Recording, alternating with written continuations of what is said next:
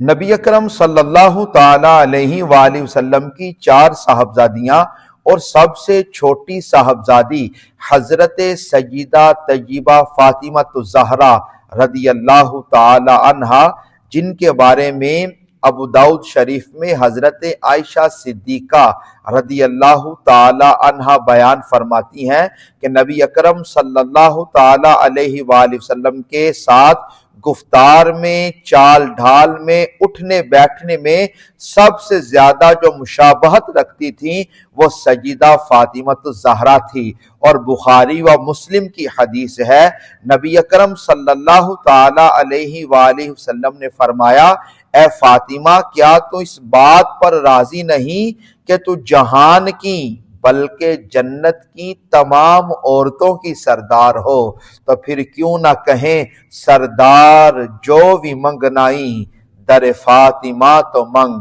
مختار کل دی بیٹی یہ مختار فاطمہ۔